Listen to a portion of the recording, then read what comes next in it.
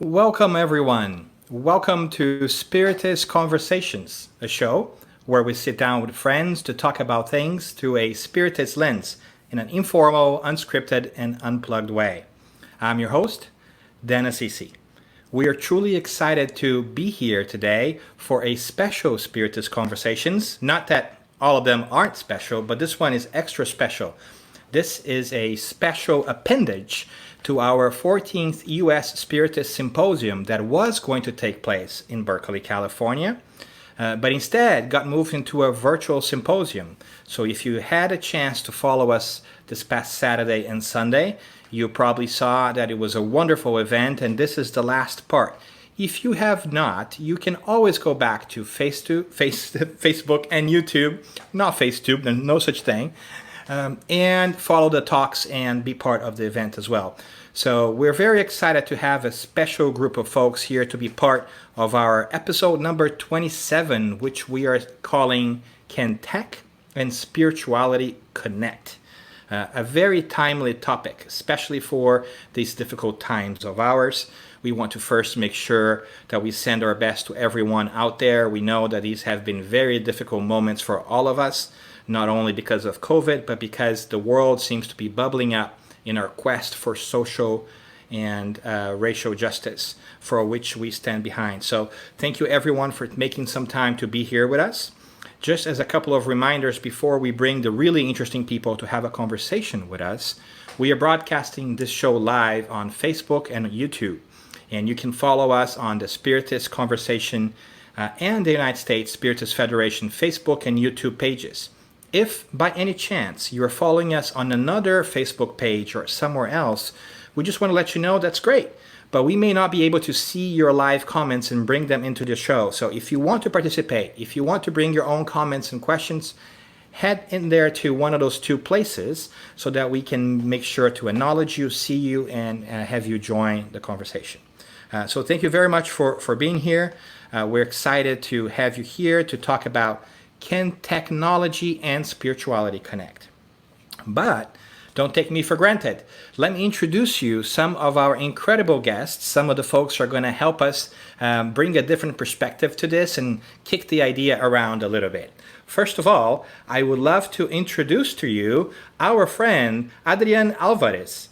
Adrian is a fourth-generation Spiritist from El Paso, Texas. He's been a member of the Allan Kardec Spirit Society of Maryland since 2013, where he serves on the board of directors, teaches a group of teens, and helps to coordinate the Society's English language programming. Adrian lives in Washington, D.C., and works as an attorney and law professor. Before attending law school, he obtained a BA in Latin American Studies and a Master in Public Affairs. Adrian, welcome. Thank you. Thank you so much for having me. I'm delighted to be here.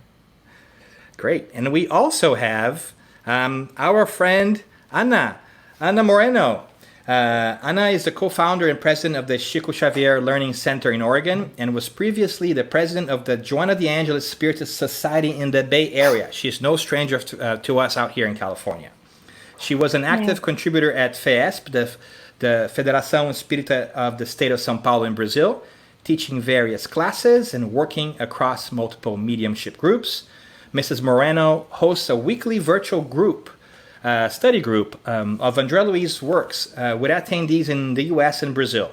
Professionally, Mrs. Moreno has had many leadership positions in sales and marketing, product development, and global alliances in major technology companies. Anna holds a master's degree in business administration and a marketing with a graduate certificate in electrical engineering. Anna, good to have you here. Thank you for having me, Dan. And we also are bringing somebody else here. Peter, how are you doing? I'm fine, Daniel. How are you doing? Good. This is Peter Hayes, everyone, and he's the president of the Spiritist group Love and Light in Newark, New Jersey. He has done lectures on Spiritism all over the U.S. and has participated in several U.S. Spiritist symposiums. So we're really glad he's here. Besides doing over 60 episodes of the radio program Living Spring on Kardec Radio, he was one of the editing staff of the Spirits book by the U.S. Spiritist Federation. Peter loves playing guitar, so he teaches kids and adults at Love and Light. And Peter has published several children's books with his wife through their company, Sem Fronteiras Press. Peter is involved in commercial real estate. Peter, thanks again for being here. Thank you for having me. And we also have our friend Sunshine. Hi, Sunshine. How are you doing? Hello. Very good. Sunshine is a California, so to speak, right, Sunshine? She has a master's degree in translation and interpretation with a minor in international law from the University of Heidelberg in Germany. She graduated from NYU with a certificate in corporate banking and risk management. Her lifelong seeking for understanding the human condition led her to studying and practicing several spiritual paths. Cancer diagnosis 15 years ago culminated in her finding her spiritual home through Spiritism. She is a founding member of the Bezerra Spiritual Healing Center in Sacramento here in California and the founder of Divine Light Spiritist Center in Nevada City. Sunshine, thanks for being here with us. Thank you so much for having me. And I am Dan, everyone. I'm up here in California, and it's a pleasure to be here with all of you. We have many different folks watching us in different parts of the country today. That's really, really great. Hi to our friends from Atlanta. We have friends from Brazil as well. We have even our friend Adam from the UK that was a member of our past broadcasts. We have folks from Maryland. We have really folks from everywhere. So really thrilled to have this conversation. So let's get it going, shall we? Yeah. Okay. All right. Topic for the night. Can spirituality and technology connect? Obviously, these have been very difficult times, very trying times in many different ways. We have all been sent home, almost in a spiritual timeout to our homes with COVID. And now we're also seeing a lot of bubbling and tension around the fact that we may not be treating all our citizens the same. So lots of things going on, and clearly we have evolved quite a bit technologically speaking, but are we lacking spirituality? How do we bring this together? What are your thoughts? Well, I think this is a great example what we can do about technology, right? So the ability that we have on our hands to leverage this wonderful tool to connect and share not only the good news, but hope and enhance our connection with people that today, unfortunately, we cannot connect. Every time that I watch a YouTube presentation, a lecture, or a class, I really feel blessed that we can receive enlightenment words and some type of support from people who know more than I do, even though I'm far away. So how we use it is really the key. What do you guys think? Yeah, I agree. I've been thinking about it. I think technology is good not only for the information that we're able to access. We have the codification online. We've got a lot of books online. Anna mentioned the webinars and the different videos that we have online from the US and from Brazil. But technology can also help us in terms of learning how to be more spiritual. And one example I can give is I have been using for a few months an app to learn how to meditate. I was getting really into it last year, and I got to the point where I was able to meditate without using the app. But recently we just had a baby. I have a 10-week-old. You might hear her crying in the background. And that kind of threw my routine, threw a wrench in my routine. I wasn't able to meditate. And so now I'm using the app again because it helps me to be disciplined and it helps guide me through the meditation. But what I would say is that even though the technology is there to help us to be more spiritual, the hard work of our own inner transformation, the hard work of us changing and becoming more spiritual is still left to us. The technology is only there as an aid, but the true work has to come from within. I'm reminded of a story. A client of mine many years ago. I came into his house for the first time one day, and when he showed me his office, I was struck by a huge gun cabinet And I was kind of blown away. And I said, "Whoa, what are you doing with the guns?" And he kind of picked up that I was a little scared when I saw all these guns. They were locked up and everything. And he said, "Well, Sunshine, have you ever seen a gun jump out of a cabinet or off the wall and do something bad?" And this reminds me of technology. Technology is neutral in itself. It depends what we want to use it for. And when we, for example, when we look at the Spiritist literature, and I'm reminded of Memoirs of a Suicide or the Andre Luis series, we come across a lot of technology that the spirits are using. And Andre Luis described a lot of technology that's being used for the good. But then we go to liberation and we encounter Gregorio, the judge, and he goes crazy with the technology and uses it. And this is a judgment, but he uses it for evil. And so that's really what we're faced with every single day from my perspective, is the question, I have all this beautiful technology at my fingertips, literally, but what am I doing with it? And Anna already asked the same question, right? So we have a lot of responsibility in these tools, and particularly during COVID-19 when we were all under house arrest, it was an invitation to bring us closer together. But again, it's a daily question. Am I using it for peacemaking? Am I using social media, my texting, my emails, and group meetings for building hope, for illumination, for harmony, essentially, right?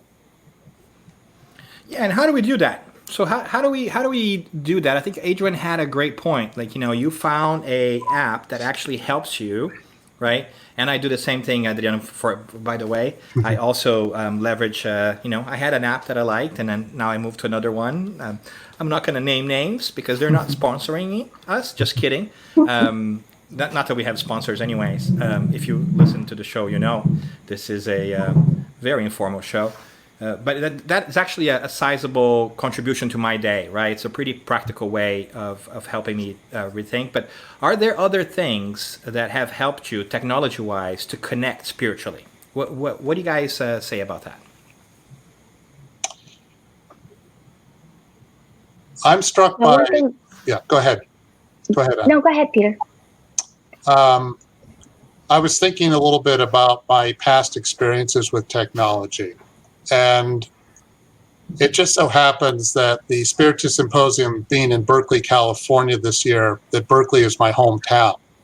So when I was growing up there, the free speech movement was happening.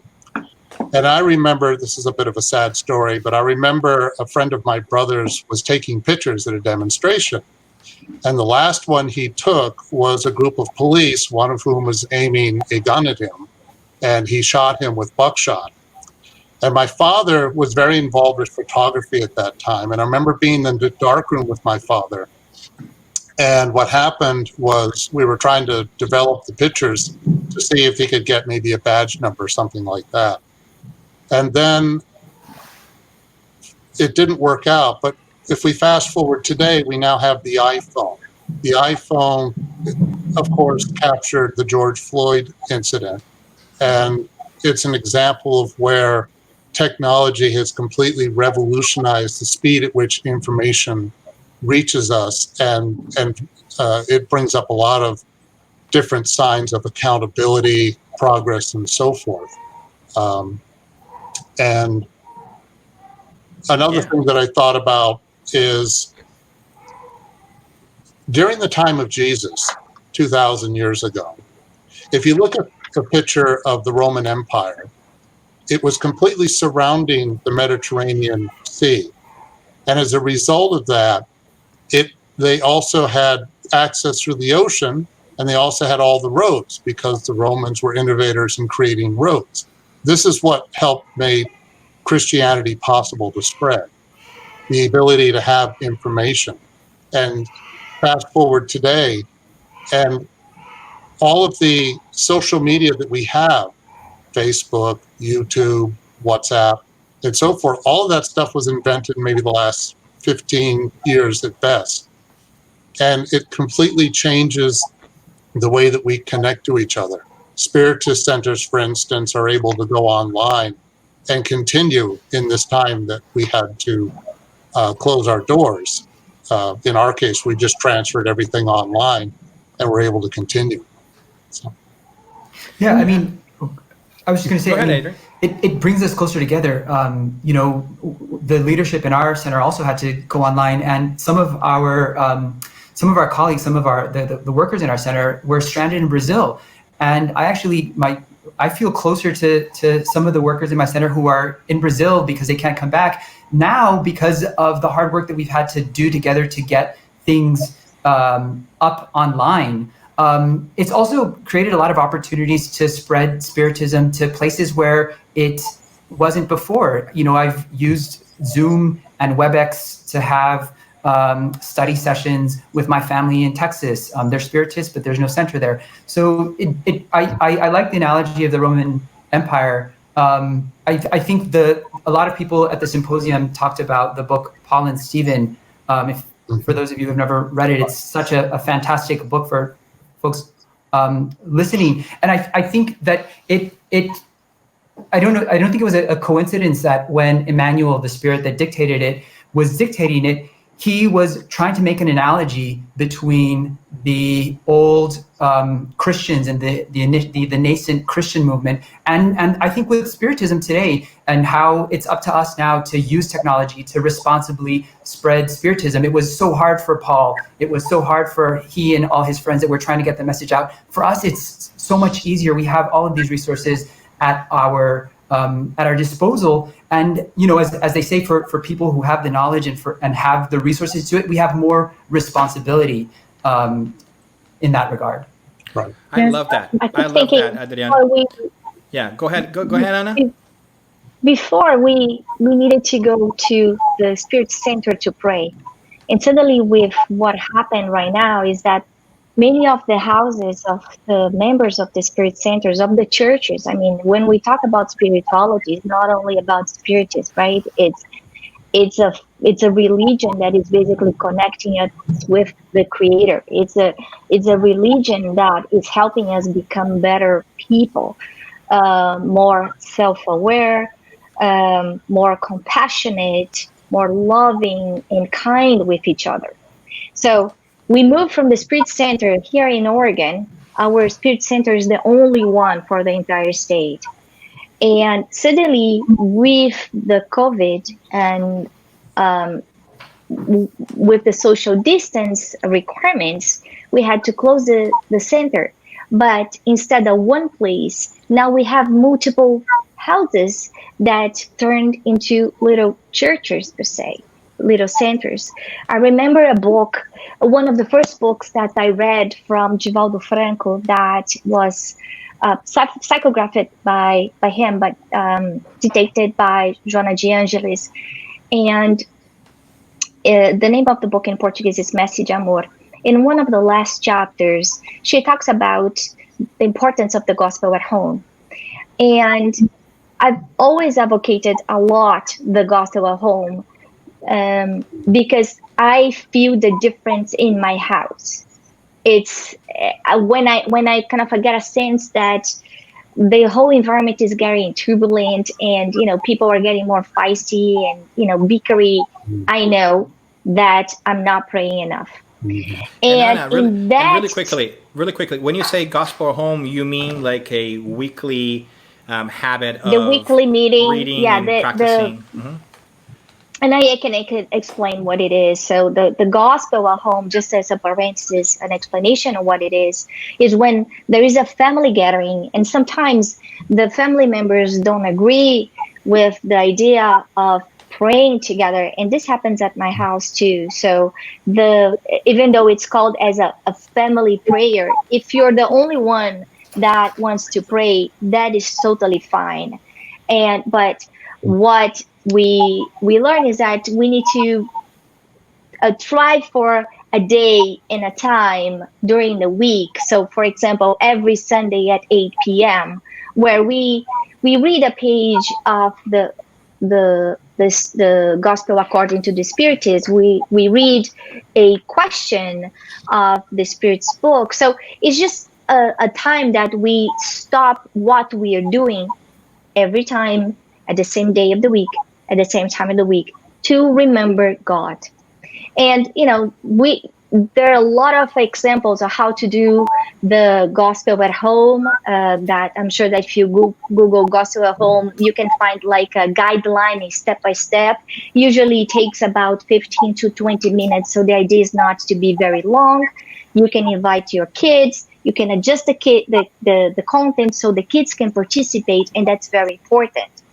But anyways, going back to Joanna de Angelis and her book, she explains that when we do the gospel at home, not only our house becomes full of light, but if I live in an apartment building, the entire building is enlightened with the same light, the entire street. So this is for 20 minutes, just me, myself, and I doing it at my home. I'm not only benefiting myself, but all my neighbors who I may not even know their names. Now imagine in a situation like what we are right now, like what Adrian is saying, that he's connecting with someone in Brazil or with family members. And I know a lot of cases that people basically do the studies, the readings together, and the connection, the blessing that it makes. So the idea that we are not only benefiting our house once a week, but several times a week.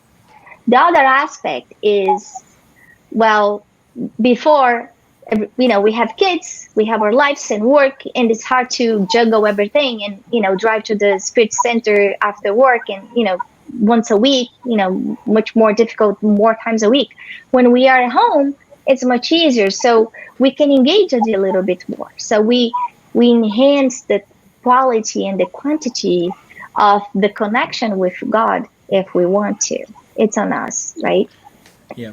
Sounds great. Let me bring a couple of things together because I really enjoyed what Adrian said, and then Peter also gave us a great piece about technology too. So I like the focus that you guys were bringing about technology being a way of doing things, not a thing in itself, right? Roads are considered technology, or at least were back in the day. It's not just things that we plug into the wall. It's just technology is a process, right? It's a way of doing things better than we didn't do before. And if we think about it, technology really brings us many different ways, information, right? So before we had the internet, we didn't have that much information. But even if we go back to the 1500s, before Gutenberg and the printing press, right? Books were so expensive, it was really hard for us to even know about things, right? So we've done a tremendous amount of progress in 500 years. I mean, in the past 150 years, we have produced more knowledge than in the entirety of our human history before. So now we have all this incredible amount of information, and we're struggling with making sense of it all, right? Now the challenge, it changes from having access to information to making sense of it, right? And Adam from the UK makes a good point here that I think I want to bring up is there such a thing as too much technology? Like so many things that are available that it turns into too many things. Like, can technology distract us or point us in different ways too? What do you guys think? Technology is like money. It's a tool. It's what we do with it that matters. So, for instance, in the Spirit's book, it talks about, of all things, the law of destruction. And there's a section that talks about what happens when things like pandemics occur. And one of the points that gets made is that whenever we're confronted with a situation like that, we need to utilize all of our knowledge that we have available and to put it to good use. One of the things Spiritism emphasizes in general is that any physical tool that we have, we should try to put to good use, because Spiritism strongly emphasizes that we're here to learn how to interact and be in harmony with the physical world to the best of our ability. So do we have too much technology? Well, we can't necessarily absorb it all, but we don't need to. What we can do is pick and choose what each of us can use individually, and then what society can use collectively. I think it's important for us to realize that there is the input and the output, right? Mm-hmm. So there's one aspect of technology and media, what we take in, and then what are we contributing. So in terms of what we take in, we need to be really cautious, honestly, because every piece of information, every picture, everything that we read and see online, for example, we're never alone, right? There's spirits attached. And we're opening the gates to spirit attachments as a result if we're not really discerning. I mean, even in technology, we have to let the light of discernment guide us. And that's just the taking in, but then the output we've talked about already a little bit more, being really cautious and conscious about what, because there's seeds. Every word, everything we're putting out is a seed we're planting. And we never know what soil it lands in, right? And what it does. So there's a huge responsibility. Yeah, I mean, I like this discussion where it's going. I think, in addition, I think maybe you kind of mentioned this a bit too, Sunshine. The question is like, do we have too much technology, and is technology bringing us too much information? And I don't think that we have too much information, but I think the big point or the key here is to know how to filter that information, to know with what lens, with what principles we should be viewing that information. And Kardec in the Spirits book, the last part of the Spirits book is very concerned with sort of the ethical, the philosophical and religious dimensions of Spiritism. And he's asking the spirits, which are the laws that we should follow, and how do we know that these laws are right laws, that they're laws that come from God? And the spirits come back over and over and over again, and they say, if they follow the precepts that Jesus brought you, love God above all else, love your neighbor, then you know that you're on the right track. Similarly, I think we can apply that same principle to the things that we get through technology, the information. Is this going to help me learn to love my neighbor better? Is this going to help me learn to be a better person? Or is this going to feed into the negativity? These are things that were discussed during the symposium, but I think the challenge of technology, because it's so accessible to us and there's so much information, we really do have to be sure about the lens, the filters that we use to consume the technology and the information.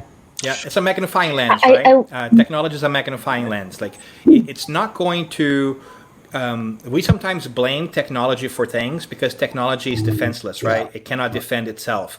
But the truth of the matter, in my opinion, in my humble opinion, is that technology just magnifies stuff. So whatever it is that you had in you before, it just got magnified. Like, people didn't become more selfish or more rude, because it was there to begin with. Technology didn't create it, right? So I love that idea of thinking and rethinking how we use and practice things, because people get to be very courageous online, right? When they're not looking at people, they say really mean things that they should probably rethink.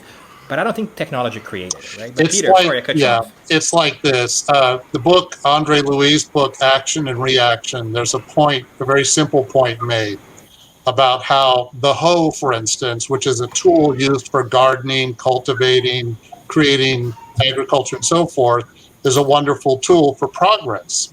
But it could also be used to hurt somebody. So how do you use it? Is it going to be used ethically or not? And I think that we've been living that, and that's aligning what you said with what Sunshine was saying in terms of what do we put out. So there's so much discussion about hate and fake news these days. And then our responsibility in terms of how we can influence a bunch of people that we don't know exactly what's their state of mind, how fragile they might be, and the moment that they are living. And then we may put that seed that maybe strike at the wrong point at the wrong time, and we will be co-responsible for that. I also like what you said, Peter, that technology came with internet came maybe a few decades ago, 3 decades ago, and changed the way that we relate with everything. It changed the way that we play, it changed the way that we communicate, it changed the way that we work, and we can see that right now. If anybody ever told us that everybody would need to be locked at home and work from home and stop everything, that would be impossible. Suddenly, an invisible virus did that to all of us. So this is thanks to the internet. So there are a lot of good things that it comes from, because as a tool, as you said, when we use it to the goodwill, it can enhance our life. But as any other tool, we may choose to take it in the wrong way and abuse that tool and harm ourselves. Then you asked a while back, how do we know if we're using it right? And one thing that I noticed is that the paying attention to how I feel after I read stuff or I watched stuff, with so much information out available to us, in our fingertips, so I can see all the good and the bad of all the people around the world about, Black Lives Matter or the pandemic. Do I need to digest all that information? Do I need to read all of that, even though technology is giving me that? So I think that what is good is how we take it and how we feel about it. If we are drinking from a fire hose and we finish reading everything that is around, CNN and CNBC and, God knows where, and I feel depressed, is because I'm overdoing it. But that can happen with anything that we do. It can do with food. Even if I'm eating good food, if I eat too much, I'm going to have an indigestion. So, and having that self-aware, I think kind of connecting to what Adrian said about the meditation, for us to be more conscious of where we are, what we are feeling, our needs, and why I am spending so much time here or so much time there. It's an important question to ask ourselves, what we are looking for, right? Right. I really like what you're saying, Anna. There's another question that I personally have on grapple with, and that is, we know that we are responsible for all the evil we do. That's clear, right? But we're also responsible for all the good we omit doing by being lazy or whatever it is. And then we're even also responsible for all the bad or the evil that happens as a result of the good we omitted doing, right? So now I'm opening up Facebook and I'm seeing sites erupt and people are posting certain things, and I could be saying something maybe to help. And then there is this situation, and then I'm running through the scenario, how responsible I am for, how often do I omit doing the work that I could do? Do you guys struggle with that? Like intercepting other people's fights about, and these days, every time you open up social media, people are arguing, right? Yep. Yeah. Yep. How about we go in a very different direction, right? Just to throw a wrench in the process here. So our friend Abigail, hi Abigail, brings a great topic, right? What studies do we know about that of people who were already using technology to communicate with spirits? If we're talking about can technology and spirituality connect, that's a valid point, right? And so that's an interesting thing in general about that. And so, Abigail, I want to say that yes, we definitely have mentions of lots of different studies that try to use technology to communicate with so-called deceased, right? Sometimes it's called ITC, or instrumental trance communication. In the US, is more widely known as EVP, electronic voice phenomena. There is a Latvian researcher, I think he passed away already, called Konstantin Rodiv, that used to research out of University Uppsala, I think I'm mispronouncing it, in Sweden, that has done tons of recordings of spirit communication, right? It's still the stuff of horror movies mainly, right? But that's something that's also being studied in there. Fortunately, in Spiritism, we've been able to have our own technology, right?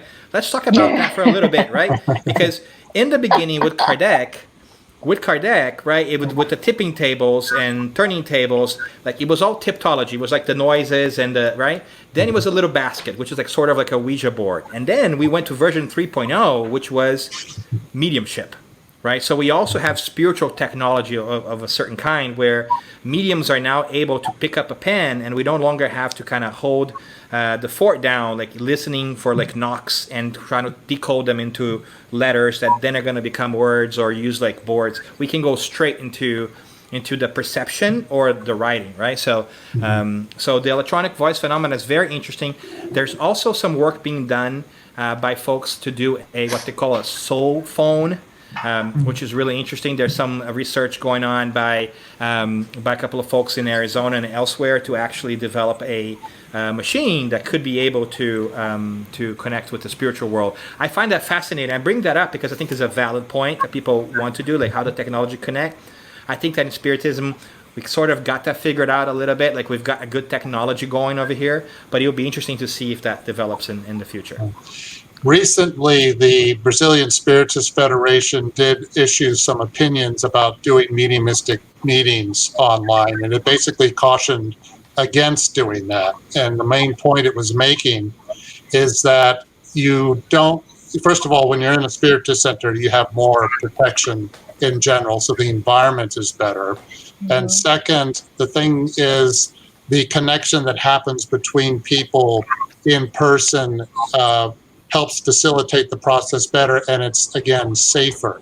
And they made an interesting comment. They said today's technology isn't quite there yet to facilitate full communication that would make a mediumistic meeting a good idea, that it's better not to do that. This doesn't Great mean point. people don't meet to, people still meet to do prayers and study together, but not to do an actual practical mediumistic meeting. Great. So this is a great point that Peter brings, because that's not like communication through a machine. That's like a virtual mediumistic meeting, right? So a good point to make. But Adrian, were you going to jump in? I thought that you were going to say something. No, I was going to jump in. I think, what we learned from the Spirits book is that humanity is on a course of progress. There's no escaping it. We are called to progress both morally and intellectually. And the Spirits book also tells us that God wants us to progress. God wants us to succeed. God doesn't want us to fail in our pursuit of progress. And I think that if there are more effective ways or more efficient ways to communicate with spirits than the ways that we currently have, it will be within our reach one day. But I think right now we just need to have the faith that we have the technology, we have the ability, we have the means that are suitable to where we are right now at our level of evolution, of spiritual evolution. And when the time comes for us to advance, to go to the next rung on the ladder, then those mechanisms will be available through our work and our effort. And we'll discover that. And I think you said something very important, because one thing that comes to my mind is, for example, really quickly. Fernanda Silveira on YouTube pointed out, I think I didn't say his name, Gary Schwartz is actually working on the soul phone, right? So out of University of Arizona. So sorry for that. Thanks, Fernanda, for catching me. I thought I said that, but clearly I did not. And Anna, I just cut you off because that's what I do best. Back to you. So what I was saying is that, just complementing what Adrian was saying, when we, as a civilization, we reach a level of knowledge that we can reach some type of technology. For example, when we were able to basically split the atom, and we created a nuclear bomb. At that time, I think nobody really knew what could be done, the amount of harm that could happen when that type of knowledge or tool were to be used for evil. On the other hand, we see the same type of technology being used today to treat cancer, for example, or to create energy. So there was a learning from our civilization through our mistakes, looking at what happened in Japan and thinking, no, that's a no. We don't want to go back to that.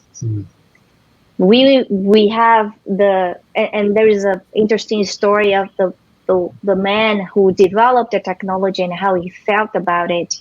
afterwards. So it's a lot of responsibility to have the amount of knowledge without the same amount of moral code. When we think about this intersection with the spiritual realm, we need to remember that if the tool exists, as we were discussing before, as Peter highlighted several times, it's a tool. So it can be used for the good and for the evil.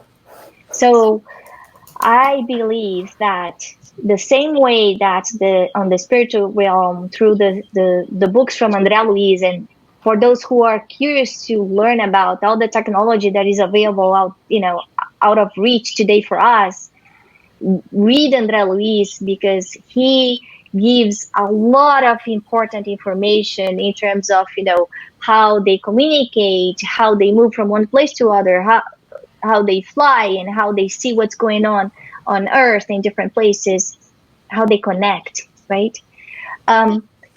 My take is that until we reach as a civilization a certain level of morality, we will not have that full reach, because it would be too dangerous for our own sake. Knowing that we can pool resources that are extremely powerful and invisible, maybe to harm other people instead of helping, right? Mm-hmm. Just look to at that. Freddie Ricardo on YouTube brings exactly that point where he asks, is this technology that we're talking about, that we're using on this plane, a poor replica of the spirit world? And the answer, yes, right? So we're still getting the old version. We're still in the typewriter when they're already in the super processor over there. Great point, Freddie. And I think that you got the answer and where to look for some more examples of different kind of technologies too. Just to build a little bit on what Adrian and Anna were saying, when you think about technology and the question of morality, technology, the positive thing about it is that it does challenge us to really utilize and develop our morality, because as was pointed out before, one of the things Spiritism emphasizes a lot is about we have both intelligence and morality, and when intelligence charges ahead of morality, that can be unstable. And part of what we all need to work on is trying to balance our intelligence, our progress with morality, so that we can use things responsibly.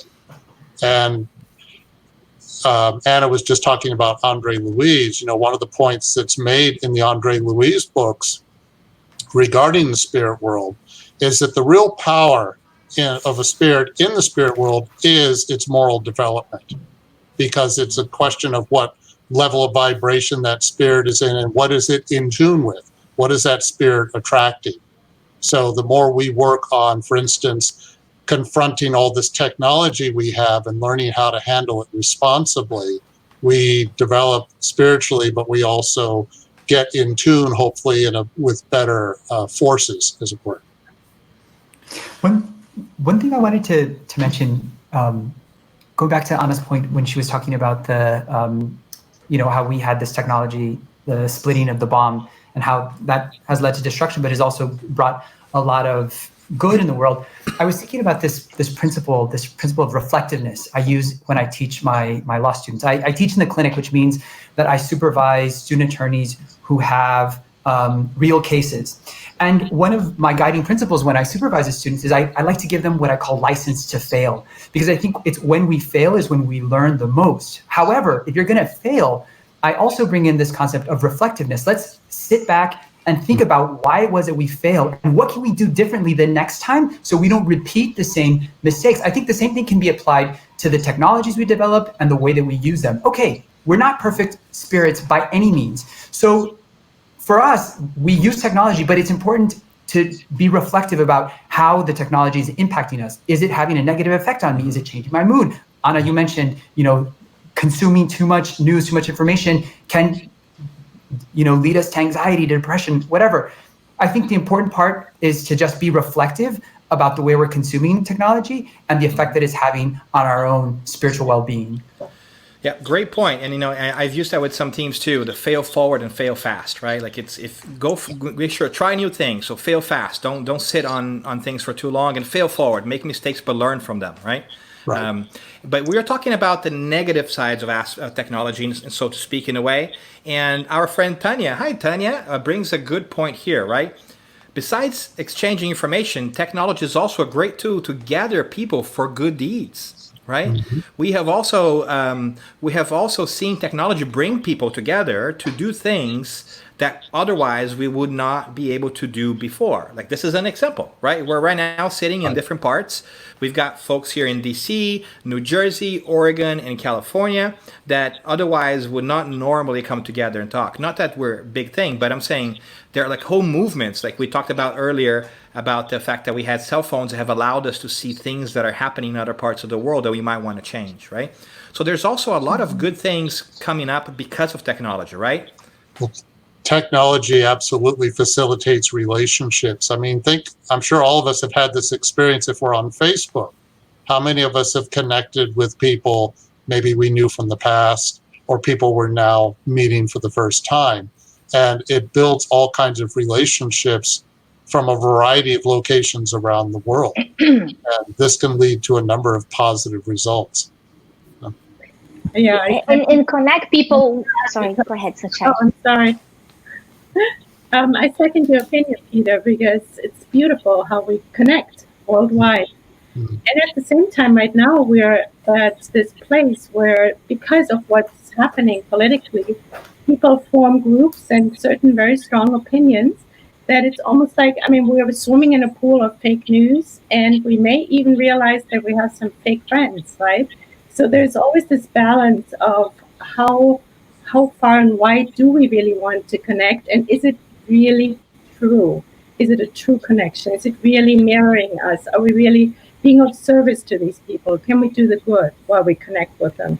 Or do we find ourselves following their pages and their posts and sending mental darts? So that's really something, again, where our personal responsibility is really big. Yeah. One of the big points the Spiritist book makes in section 3, which it talks about the natural laws and the examples of law of progress and law of self-preservation and so forth, is that any progress we make, any advances we make should be done with charities being one of the main driving forces behind it, one of the main motivations. And there are lots of examples where technology has contributed to a lot of charitable activity. Think of all the advances made in medicine is just one example. It's not my field, but it's obvious that a lot of people have been helped as a result of that. So. Yeah, and I was reading Dr. Fauci talking exactly like that, to see how suddenly all the biopharma companies were just working together. Of course, there is a profitability mindset in the background for them to find the cure for the COVID-19. Nevertheless, they're working in, I think, 144 different, initiatives to find a vaccine for us. So would that be possible to do without technology? Probably not, right? Yeah. Great point. All right. So, friends, I saw that Danielle asked a question. Danielle, but we're getting to the end.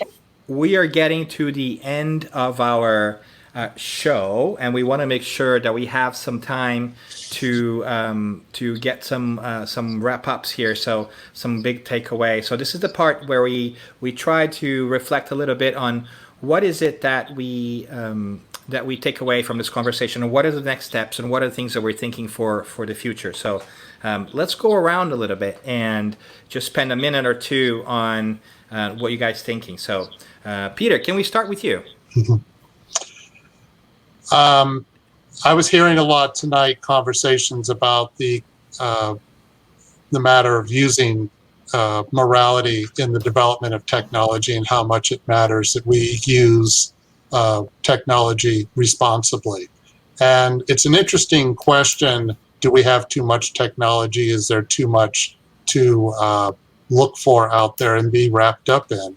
And yes, it's always possible that we can get very caught up in it.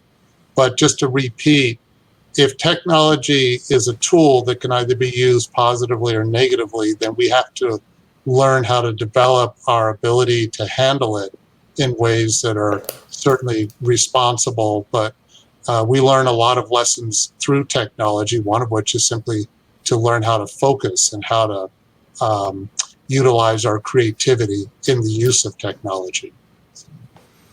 Wonderful, wonderful. Sunshine, can we ask you for your closing thoughts?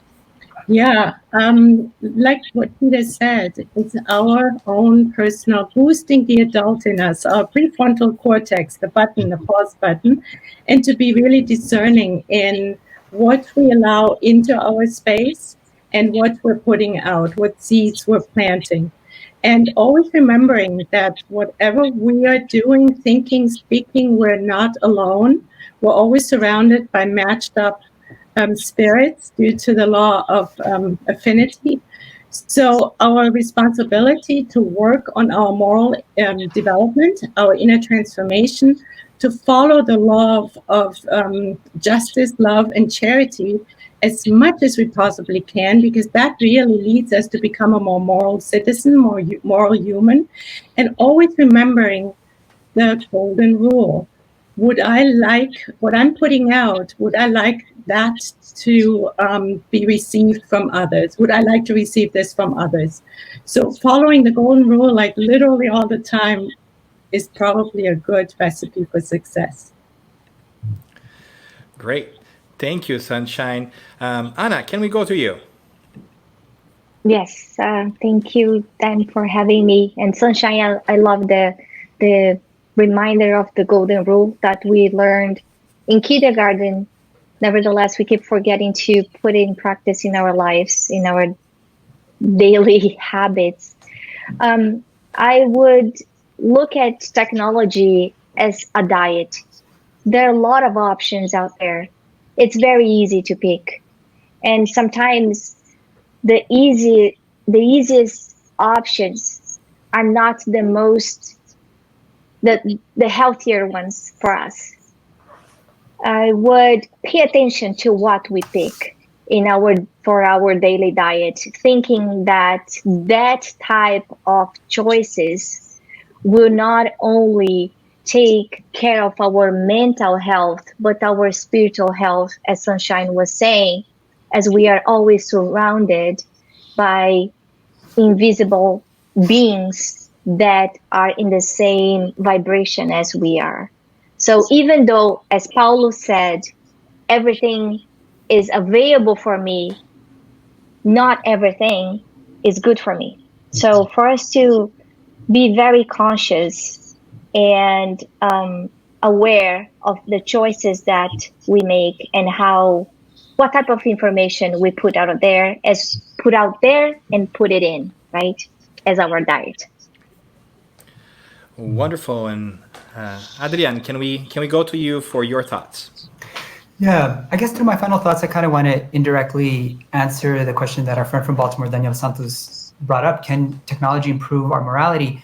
And I give a cautious yes. However, sitting here in my home during this pandemic, just having a baby, becoming a father has been the greatest joy in my life, but it has also been probably the greatest challenge in my life because it really tries your patience. You are sleep deprived. It's so easy for me to get snippy with my spouse. And despite the fact that I have access to the internet and I've been spending a lot of time in the Spiritist Center, reading Spiritist literature, I have to constantly ask myself, am I being generous with others? Am I snipping unnecessarily with my husband? Am I being kind to those very people that are in my immediate circle? Am I responding to emails in a way that's loving and charitable? And so I think technology has the possibility or the potential to make us more moral creatures. But at the end of the day, the hard work of inner transformation, of becoming better people, is still left with us. Well said, sir. Well said. And for myself, I think that I wouldn't stray too far from what you're saying. I just take away the idea that technology really is a process rather than a thing, right? We think of electronics, we think of computers, but really it's about finding ways to do things better. And in a sense, we've been doing that forever, right? We've been trying to, as a humanity and as spirits, to find ways of just being better and doing things better. And we are so lucky that we have been able to add so much comfort to our lives, so much facilities in general to our lives, that we should really beware of the impact that it has caused on our habits. Like we were saying before, and I think it really stuck with me, that technology is a potentiator, right? It's a magnifying glass. It's a force multiplying. That whatever it is that we used to do before, now we can do more of and more impactfully because of technology. We are speaking now, and it's no longer a private conversation. It's a public conversation that it can reach many different people. Not that it necessarily will, but it leads us to reflection and to the extent to which our actions affect others and the world around us. And that is a scary thing and a beautiful thing at the same time, because as the philosopher says, with great power comes great responsibility, right? So we gotta be able to think about what is our impact in the world and how are we using that which we have to make this a better place, not only for ourselves, but for others. So really a true pleasure to be with you guys here. I want to thank you, each and all of you, for being with us today. It's always great to be able to have different names and different voices and different friends join us and have a wonderful opportunity for us to wrap up to this activity that we have for the US Symposium. So thank you very much, Adrian. Thank you very much, Anna. Thank you, Sunshine. Thank you, Peter. It was great to have you guys here with us. Thank you. Thank you. Thank you very much. Thank you. Thank you. And for all of you guys out there watching us, thank you. Thank you for being a part. As a reminder, Spiritist Conversations can be found online as a video or a podcast. If you're watching this, know that you can be listening this to in your commute.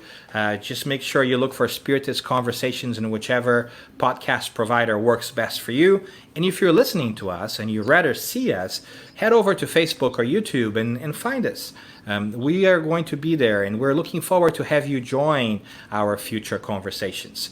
We really want to make sure that this is an open forum for you to participate, whether you chime in via the web or whether you're part of the conversation. Send us your questions. Send us your suggestions for future conversations. We want you to pull up a chair and join us. As a matter of fact, we also want to say that on June 24th, we're going to have our next episode. It's going to be about gratitude. We are calling it Grateful for Gratitude.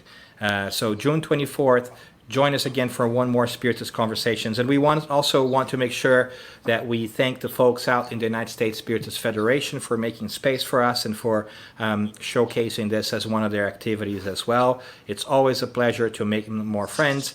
And last but not least, thank to all of you who are being a part of this. There are folks from the entire country here. There are folks from abroad, our friends who are also regulars, folks who have been on the show, who are also chiming in. We love having you. Thank you for being part of this conversation. And we hope to see you in the next episode. Thanks very much. And the last thing we say is, if you enjoy this conversation or any other conversations that we had, don't forget to share that with a friend. That's how our show grows. Just share something that you like with your friends, and maybe they will get to know and get to be part of our circle too. Thanks very much, and have a good night, everyone.